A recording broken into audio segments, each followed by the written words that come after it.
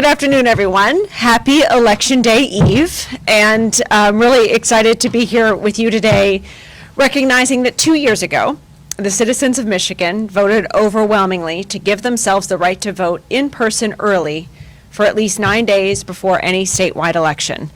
And so I'm pleased to report that our state's first ever early voting period during a presidential election was extremely successful and broke several records. I want to start also by thanking the election administrators all throughout Michigan who met the moment with pride and determination and really ensured we were ready for this early voting, this historic early voting experience. Now, since last Saturday, October 26th, all around Michigan, over 1.2 million voters came out and voted at an early voting center, some waiting in line for up to an hour, not just to get one of these famous I voted stickers, but also to cast their ballot in this historic election cycle. Many of them were new or first-time voters. In fact, one early voting center I visited in Romulus mentioned they celebrated every time a voter declared that it was their first time voting. And many had seen so many first-time voters that they ran out of their first-time voter stickers by the weekend. It was also a cause for celebration. So many early voting locations, including many here in Detroit, where there were 14, had concerts and carnival rides set up outside as people came to vote to celebrate the occasion. And it was also a family affair. One of the things I saw more than anything else was that a lot of voters showed up with their kids, inviting them to witness history, be a part of history, in the hopes of inspiring and preparing our youngest Michiganders and these future voters to inherit our democracy. But most importantly, all across the state, from Houghton to Hillsdale to Grand Rapids to Flint and here in Detroit, I was really happy to know voters throughout our state experienced a smooth and successful and secure process throughout the early voting time period. So congratulations to everyone who was part of it. Now that brings us to tomorrow, Tuesday, November 5th, the last day to vote in Michigan's 2024 general election. Now, as we head into tomorrow, which is the final day of voting, I'm pleased to announce that all the trends we're seeing indicate that we are on pace to see another high turnout election with voters all across this state enthusiastic and engaged. First, between mail-in ballots and in-person early votes cast, nearly 3.2 million Michiganders have already participated so far in this election.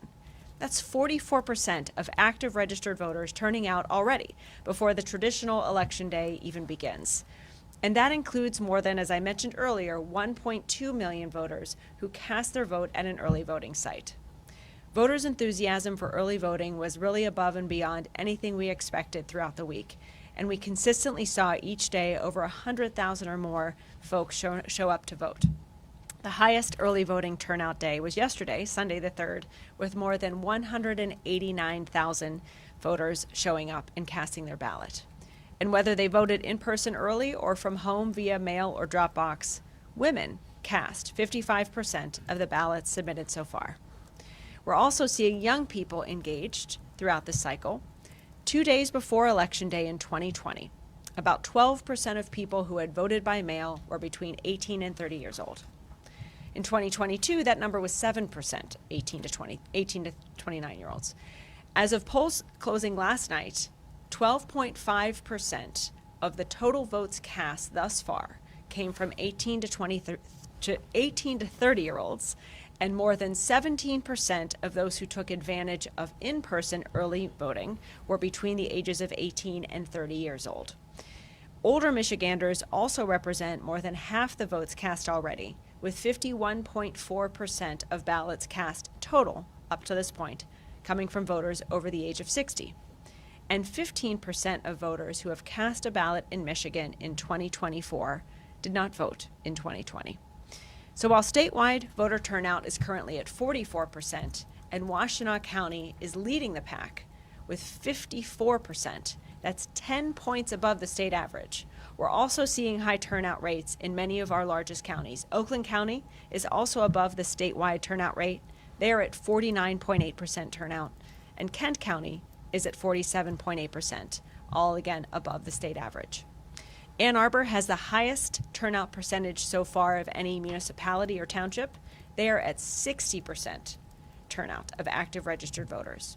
East Lansing is second at 55%, and Livonia and Sterling Heights follow. Livonia's at 47%, and Sterling Heights has seen 45% voter turnout so far. Here in Detroit, we're seeing 32% turnout so far. Grand Rapids was at 39%, and Warren is at 35%. The other thing I saw when I was around the state this week was the popularity of these unique I voted stickers that were designed by Michigan artists. There's 10 of them total, and everywhere I went, it was really interesting to see who chose what. But above all, the hugest hit was the sticker that comedian John Oliver called the greatest sticker ever designed, the famous Michigan voting werewolf sticker. Voters are loving them, and we also want folks to know if you are one of those who did not get this werewolf sticker with your mail ballot or at your early voting center, I have good news. As of today, we have delivered these I voted stickers to all of our Secretary of State branch offices all across Michigan. So they're now available for any voter or future voter or just sticker enthusiast to come and pick up at one of our branch offices. I want to also thank Michigan's clerks and election workers who've done an exceptional job managing the early voting sites, setting up counting boards, pre-processing mail-in ballots, and overall making sure the voting process runs smoothly and securely. All of us owe a huge debt of gratitude to these dedicated professionals, and I'm extremely thankful for their tireless work for the people of Michigan. Now, finally, let's talk about tomorrow. First, any eligible voter who has not yet voted can still do so tomorrow. Polling locations and precincts will be open tomorrow from 7 a.m. to 8 p.m. all around the state. And if you are one of those voters who procrastinate and have your ballot from at home and you're voting from home, you can still return it to your local clerk's office or to a local drop box in your community before 8 p.m. tomorrow, November 5th. And even if you aren't registered to vote, you can still register and cast a ballot tomorrow as well with proof of residency. Bring it to your clerk's office before 8 p.m. and you'll be able to register and cast your vote there in one trip. To find your local clerk's office, your nearest local drop box, or your election day precinct, or anything else you need to know for tomorrow, go to michigan.gov/vote. And remember, whatever option you choose to vote, Michigan's elections are safe, secure, and the results will be counted accurately. On that note, let's talk results. I know a lot of people are wondering, when are we going to hear? I know people across our state and in Michigan and all across the country are anxiously waiting to learn the unofficial results of a number of high-profile races. So today we are releasing 3 videos that will walk everyone through exactly what will happen after the polls close. You can see those videos now on our website or our social media channels. And we can expect the first wave of unofficial results to begin being posted after 9 p.m. Eastern tomorrow. That's because we have 3 counties that are in Central Time, and we wait until all of the polls are closed across the state before releasing any numbers. You can expect to see ballots cast early voting at early voting centers and in person in precincts tomorrow to be among the first numbers released in those early totals. And you will also see, in some cases, ballots that were sent back through the mail or drop boxes, absentee ballots, being included in those totals as well. Those will be the ones that were returned early, and I'm really pleased that in this moment, 82% of the ballots that were sent out have already been returned. So you will see some of those ballot results as well in those early numbers. And while we expect to have the final unofficial results by midday Wednesday, I will be hosting a press conference tomorrow evening shortly after 9 p.m. at Ford Field.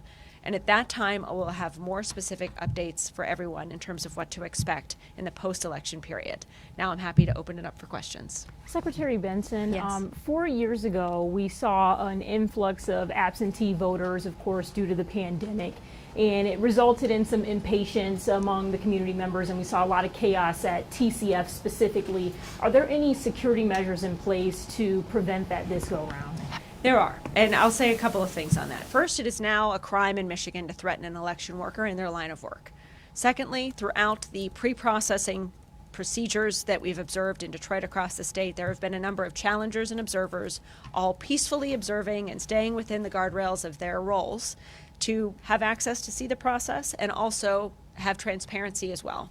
It's gone abundantly smoothly, and I'm really glad for that. I see no reason why we should we should depart from that at all tomorrow or in the days ahead. And I certainly expect and hope that no one will try to disrupt the process. It won't be successful. It will break the law. And we will be there with state, local, and in some cases, federal law enforcement to protect the process, to protect the people in the process, and to ensure that there is justice served for anyone who would break the law in trying to disrupt or interfere with our elections.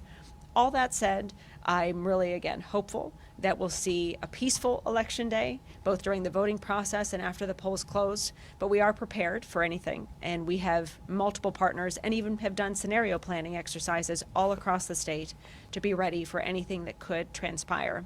The other thing I'll add is that we'll have close to 100 people from this office working throughout the state to be there and be present if anything occurs, whether it be in northern Michigan or the Upper Peninsula or on the west side of the state or here on the east side of the state.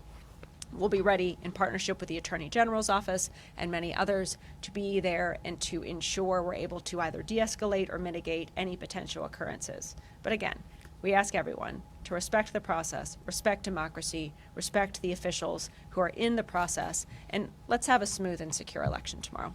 Thanks. Secretary, Yeah. Ed White from Yeah. the Associated Press. Can you talk about the impact of the early voting and the absentee voting on the how easy or perhaps hopefully easier to process everything? I mean, how much of this that's gone on the last 9 days will be a relief to the clerks and everyone who has to process the ballot? Yeah, we'll go through a couple of things in comparison to 2020. So in 2020, we had 3.3 million citizens vote before Election Day through primarily mailing in ballots. And in 2020, we saw 2.2 million citizens show up on Election Day. In 2020, our clerks were not able to begin even pre-processing those ballots, those 3 million ballots, until 7 a.m. on Election Day itself. And they did, to great success, actually worked very methodically and securely to process and tabulate those ballots alongside the Election Day they were administering. And as we went throughout the day, our highest turnout election in state's history, we still had those unofficial results ready and available for everyone by midday to late in the day on Wednesday, within 24 hours of the polls closing. So this year, it's a little bit different and a lot more efficient. This year, those, in this case, currently 2 million ballots that have been sent back through the mail or at drop boxes, with 1 million of those early votes already being tabulated and voted at early voting centers. Those 2 million have, many of which have been returned early, 82% are already back, and as of Monday, October 28th, clerks had the ability to begin pre-processing and feeding those ballots into the machines as well. So that puts us in an extremely good position to handle any late-coming ballots that are returned on Tuesday or today, which will be processed and tabulated just as they would if they were returned at any other time, to go through that, but we'll have a much smaller number of those ballots this time and much higher capacity to efficiently and securely and accurately process and tabulate those ballots tomorrow. All that to say is we'll see how things unfold, but I'm very optimistic and hopeful that we'll have those unofficial results in sooner than we did in 2020, and that is part of what I'll be able to update everyone on at 9 o'clock tomorrow night. Secretary? Yes. Jim Trudeau with CNN. Yeah. As you know, there's an enormous amount of misinformation already circulating, a lot of it with intent, some from inside the country and outside the country, and I expect more here after the election and on election day. How do you plan to push back against that and communicate what is fact versus fiction? Yeah, well, a number of things. First, in this moment, every citizen has a responsibility to be a critical consumer of information, because the biggest advantage our adversaries have when trying to create confusion and chaos and even fear is to fool us into believing what they're telling us is true. And so all of us can be that first line of defense of not being fooled by seeking out multiple sources of information, by going to websites like the one we've set up, michigan.gov/electionfacts, where you'll see conspiracy theory after conspiracy theory consistently debunked with facts. What we've also done this year is partner with faith leaders, business leaders, community leaders, sports leaders, and many others to equip them and train them with all of the information as well, so that if they get questions or if they want to proactively address misinformation, they can do so from the pulpit or from wherever it is that they have their sphere of influence. And then finally, we'll be working on social media and also throughout the day to continue to respond to anything that metastasizes or grows in a way that could get out of control and lead to more misinformation happening throughout the day, like if there are videos posted and things like that. We're ready. We've done scenario planning exercises all around the state, like many of my colleagues around the country have done. And for that reason, I feel like we've got good procedures in place if anything does transpire in the next 24, 48, 72 hours. But none of anything we can do. We're committed to transparently and proactively providing all the data and information we can on websites and through trusted voices and others. But the first and last line of defense is always the mind of our residents and the mind of our citizens. That's what people are trying to infiltrate. And so don't let them. Become smart, or be smart, critical consumers of information. Ask questions. Question everything you see on social media. Don't assume anything that you're seeing from a source other than a trusted voice or election official has truth until you cross-check it with other sources of information. And then know that there are people in Michigan prepared to answer questions all across our state as they arise and debunk quickly anything that occurs. And we'll certainly be working with all of you here today, if you hear something or we hear something, to get the truth and trusted information out as soon as possible. Yeah. Hi, Jen. Yeah. Hi. Two quick questions. One is, of the 15% of new voters, Yeah. do you have any insights on them, gender, race, or Not at this point. geography? No, we haven't done a deep dive. We could probably do a deep dive into those numbers. But even I was even asking, do we know how many voted early versus absentee? We just haven't pulled that data yet. Sure. Yeah. And then the other bigger question is, we know that you are subject to a good number of lawsuits. Mm-hmm. How many of them have been, sort of disposed of? How many are still operational? What, if anything, is going to impact what's happening? We have a great legal team in partnership with the Attorney General and other partners to handle any lawsuits that come our way. The vast majority we've seen, including some of the most recent ones, are truly meritless. And so we see them primarily as efforts to inject allegations or false allegations into the public narrative, not to necessarily win in a court of law. So we've seen a lot of them dismissed. We've seen some dismissed and refiled the next day just to keep the story out there. So we're trying to help everyone see that these are, as we've said consistently, oftentimes lawsuits or a PR strategy that are masquerading as lawsuits to try to create fear or cast aspersions or seeds of doubt on the integrity of our elections. So we anticipate this will continue in the days and possibly weeks ahead, and we'll work to both stay in front of them and help equip everyone with information about why we may believe a particular lawsuit is meritless, what it's actually trying to get people talking about or thinking about or worried about, and then whatever we've done to put in place to protect against any types of Just for our reporting, do false you know sort of aspersions. a sense of numbers? How many have been filed? How many have been dismissed? How many- We do refer to them as numbers because they just come so quickly. There's Right, case right. 1, RNC 6, RNC 7, but we can get you those specific numbers. Yeah. Secretary. Could you Yeah. speak to a little bit more about the physical safety of polling locations and our poll workers as well? And what that safety kind of looks like? Are we, arming poll workers with pepper spray? What does it look like?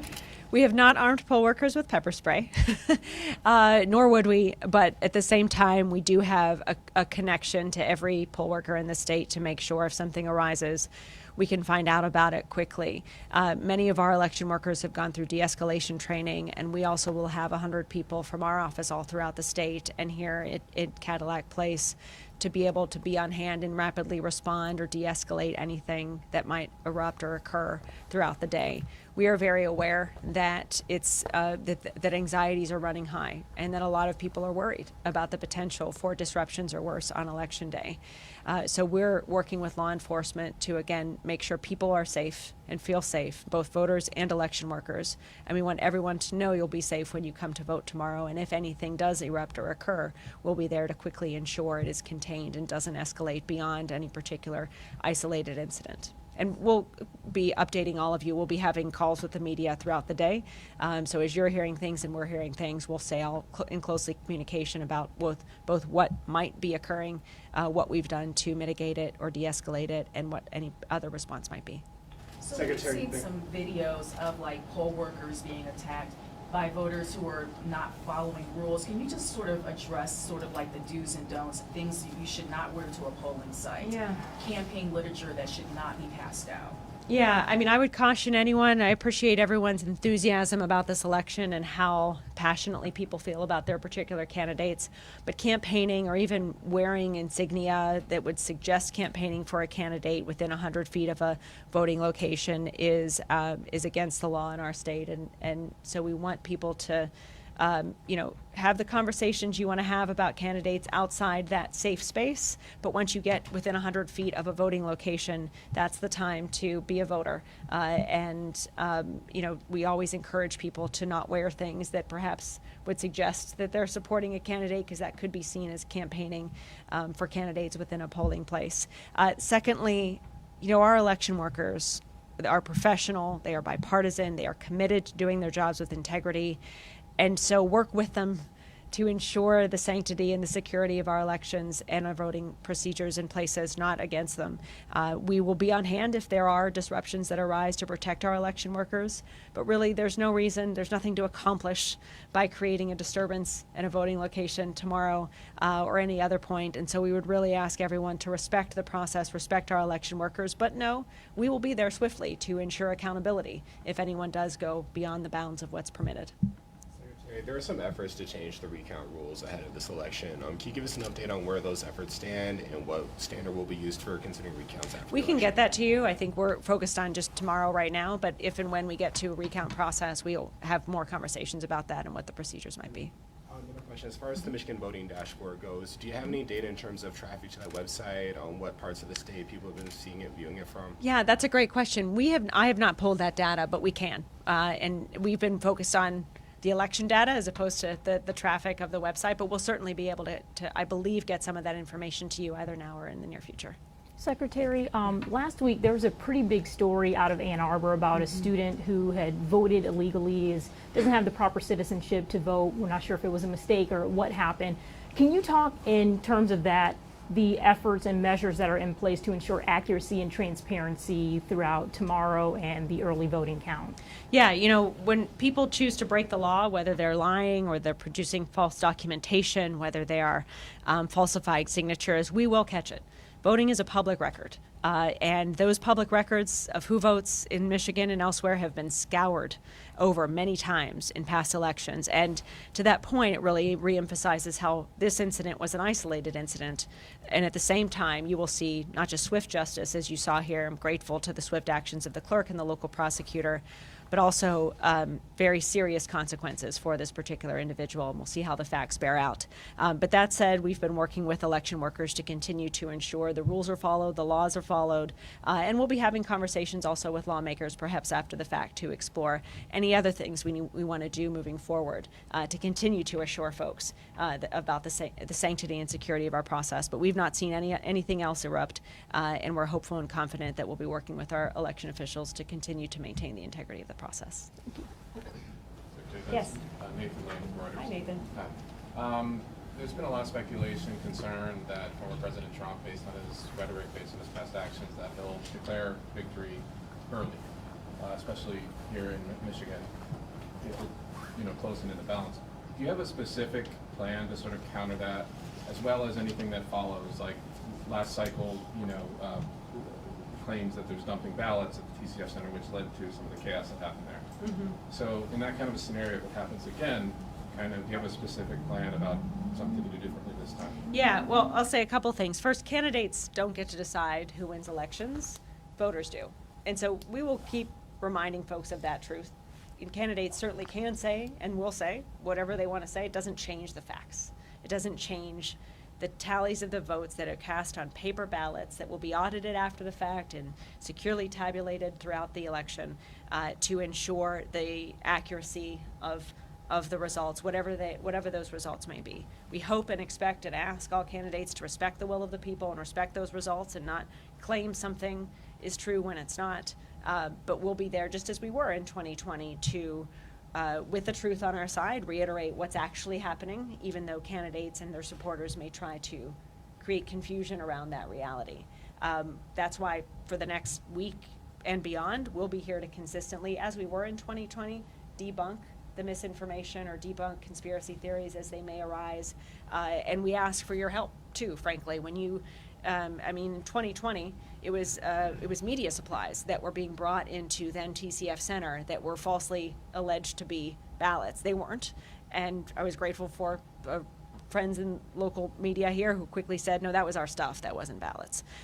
We'll have to do that again, potentially, but you know, truth and transparency are on our side, and I'm hopeful that the number of people who will be observing, and challengers as well, within, in this case, Huntington Place, who will be on hand to hopefully also speak that truth and not cast false aspersions on the process, will stay within the lines as well. But it's one of the things we'll be keeping tabs on as things unfold in the days ahead, to see what is it that could be used, what small kernel of misinformation could metastasize into something much larger. I think the one thing I would say is we've all been through this before. We've seen how completely innocent things can be misused to spread false aspersions about our election. So let's all be vigilant and not allow that to happen and try to negate it as soon as it does. We'll certainly be doing our part, and hope citizens can also join us too in helping us to spread the truth and not allow conspiracy theories to foment. Can you mention the large numbers just one more time? I think you said nearly 3.2 million Correct. people have voted either in person Or absentee. or absentee. And of the 3.2, 1.2 Correct. came We're out early in person. early in person. Okay, Yes. thank Yeah, you. yeah. And we'll have a release that we can get you right after this with all those numbers in writing. Yeah, yeah. Other questions? Yeah. Yahya Bugazala with CNN. I know there's going to be some eyes on Warren tomorrow night. Yeah. Just anticipating, A lot of them. so- Yeah. A lot from our office. Yeah. Do you have any updates as far as what you're expecting or when those results might be in, as far as Warren and broader across the state? Do you know of any places that aren't planning to count throughout the night and potentially wrap up at a certain time and pick up in the morning? We don't right now know of any places that would in any way not, count until the count is done, but we'll have more of an update on that at 9 o'clock when we'll know more. In Warren, it's looking like anywhere between 22 and 25,000 ballots will be processed and run through the machines beginning tomorrow. So we'll keep tabs on that throughout the day to see how that's proceeding and if any others come in late. And that's another thing we'll be able to have on hand at 9 o'clock to know. We will have members from our office there with updates, and I'm sure many others will be there too. I'm hopeful that, the Clerk Ferlini, the county clerk, has also said he will be releasing partial results as they come in. He won't wait till every community delivers results before releasing them. So we'll see how things play out. I think the good news is there are lots of eyes on it, so we'll all be able to know exactly what's happening, when it's happening, and what to expect. Any other questions? So we'll be having I'm here and available. If you have any additional questions in the hours ahead, we'll be having another press conference tomorrow morning at my polling place at 10:30. Sorry, Angela, if I wasn't supposed to announce that, but I did. Sorry. And then we'll have our 9 o'clock. So just so you know, and then we'll have our 9 o'clock, or shortly after 9 o'clock, we'll have a press conference at Ford Field to wrap up the day. Thanks, everybody, and let us know if you have any more questions. Take care.